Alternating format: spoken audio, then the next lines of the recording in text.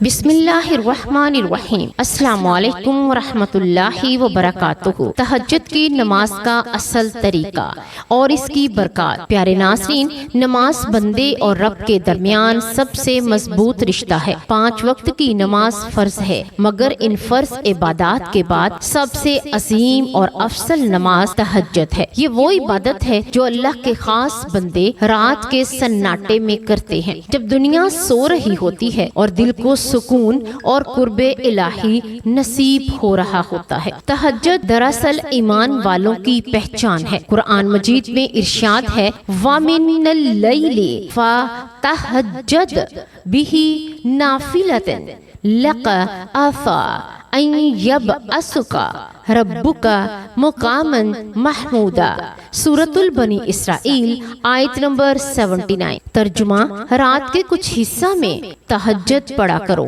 یہ تمہارے لیے نفل ہے، امید ہے تمہارا رب تمہیں مقام محمود پر فائز کرے گا۔ سبحان اللہ۔ تہجد کا اصل طریقہ کیا ہے؟ نمبر 1، وقت۔ تہجد کا وقت عشاء کے بعد سے فجر تک رہتا ہے۔ سب سے افضل وقت آخری تہائی رات ہے، یعنی رات کا وہ حصہ جب لوگ گہری نیند میں ہوتے ہیں۔ حضور اکرم صلی اللہ علیہ وآلہ وسلم اکثر رات کا درمیانی یا آخری حصہ عبادت میں گزارتے۔ نمبر 2، رکعات کی تعداد۔ کم از کم 2 رکعت ہے۔ حضور اکرم صلی اللہ علیہ وآلہ وسلم عام طور پر 8 رکعت اور آخر میں وتر پڑھتے۔ بعض اوقات آپ صلی اللہ علیہ وآلہ وسلم 11 یا 13 رکعت بھی پڑھتے۔ نمبر 3، نیت۔ دل میں یہ نیت کریں کہ میں اللہ کی رضا کے لیے نماز تہجد ادا کرتا یا کرتی ہوں۔ نمبر 4، قرات۔ نماز عام نماز کی طرح سورۃ الفاتحہ اور کوئی سورت پڑھنا ضروری ہے۔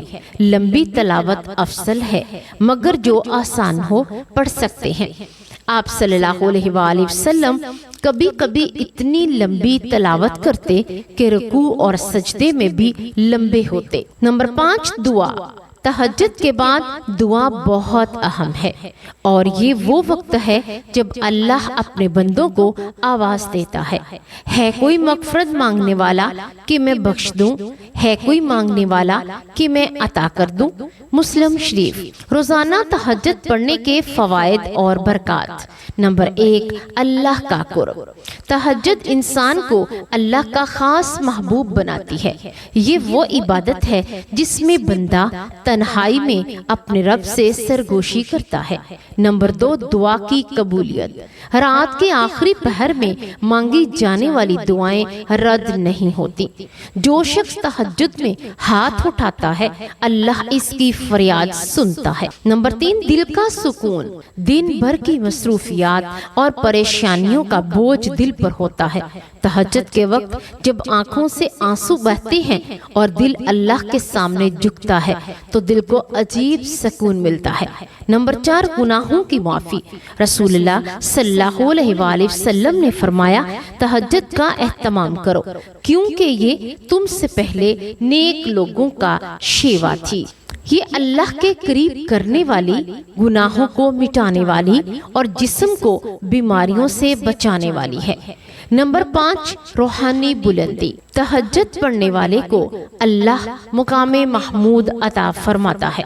یہ وہ مقام ہے جہاں صرف اللہ کے محبوب بندے پہنچتے ہیں۔ نمبر 6، مشکلات کا حل۔ تہجد کی نماز مومن کے مسائل اور مشکلات کو حل کی کنجی ہے۔ جو شخص مشکلات میں تہجد پڑھتا ہے، اللہ اس کے راستے آسان کر دیتا ہے۔ نمبر 7، چہرے پر نور۔ تہجد پڑھنے والے کے چہرے پر نور اور دل میں پاکیزگی پیدا ہوتی ہے۔ لوگ بھی اس سے محبت کرتے ہیں، کیونکہ عبادت کا اثر شخصیت میں جھلکتا ہے۔ نمبر 8، قبر اور آخرت میں راحت۔ تہجد کی نماز آخرت کا سرمایہ ہے۔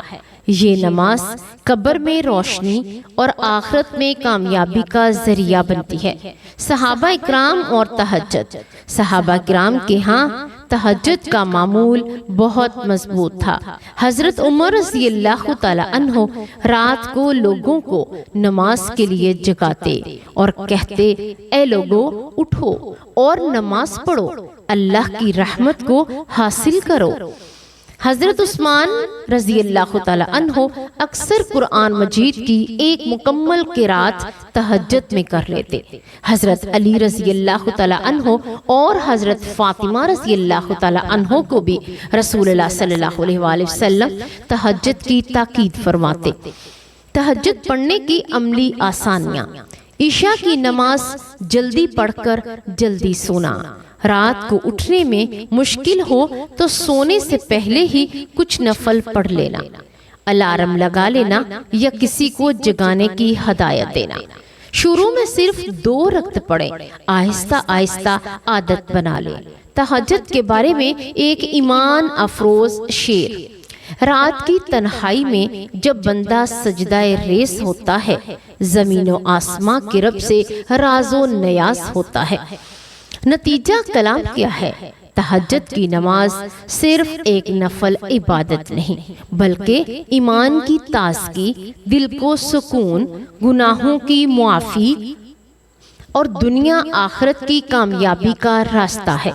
جو شخص تہجد کو اپنا معمول بنا لیتا ہے وہ اللہ کا خاص محبوب بندہ بن جاتا ہے۔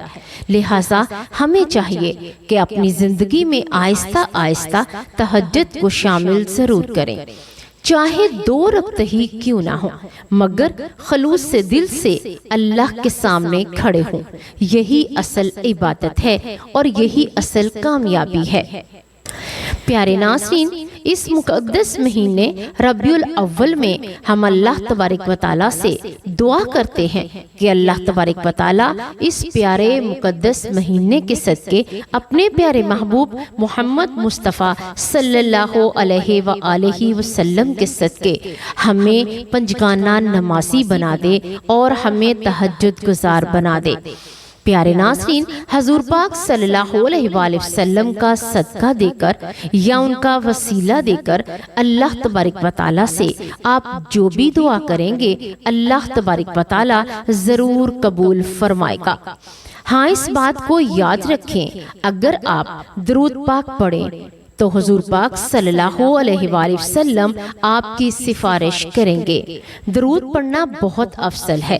1 مرتبہ درود پاک پڑھنے سے اللہ تبارک و تعالی 10 مرتبہ رحمتیں نازل فرماتا ہے، اور اس مہینہ میں جو درود پاک پڑھتا ہے اللہ تبارک و تعالی اس کی عبادت کو 10 گنا اور بڑھا دیتا ہے۔